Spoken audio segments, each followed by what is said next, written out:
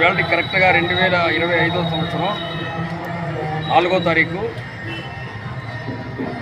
3వ నెల 2024 సీఎం డేట్లో డివివి ప్రసాదరావు గారి కార్యక్రమం సంగీత సాహిత్య నీరాజన అందించాలి.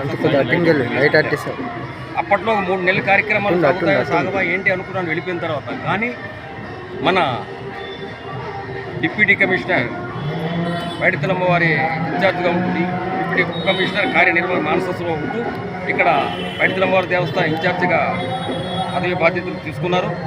వారు పెద్ద మనసుతో కళలకు కాణాజైనటువంటి విజయనగరంలో సంగీత సాహిత్య నీరాజన అందించాలన్న సంకల్పంతో పెద్ద మనసుతో కంటిన్యూ చేయండి పాత్ర గారు అనడం ఎంతో ఆనందదాయకం. అంటే ఇక్కడ ప్రతి ఒక్కటి కూడా ఇక్కడ కార్యక్రమాలు చేయాలి, ఏదో అమ్మవారి సేవ చేయాలనే సంకల్పం మనకి.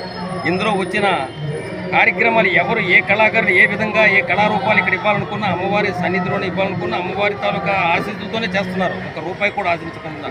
నిజంగా అది యాక్చువల్గా అమ్మవారి తాలూకా మహిమ.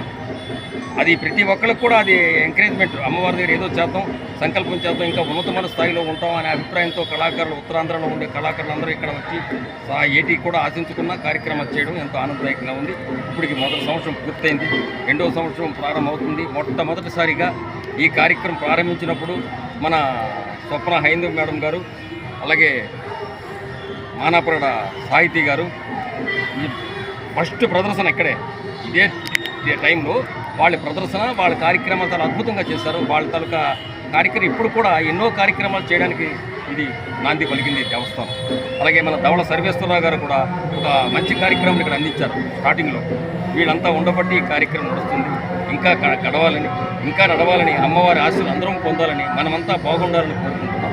ముఖ్యంగా ఇంకొకటి, ఈరోజు పైడితల్లమ్మ వారి పాట మనం 2 పాటలు ఆవిష్కరించాం. వెంటనే మన మానాపురడ శేషాద్రి గారి కుమార్తె అయినటువంటి సాహితీ గారికి వెంటనే అడిగినంటే ఆవిడ 4 రోజుల్లో రాసి పాట అందించారు. ఎంతో ఆనందదాయకంగా ఉంది. ఆ పాట అద్భుతంగా ఉంది. జై పడి మాకు.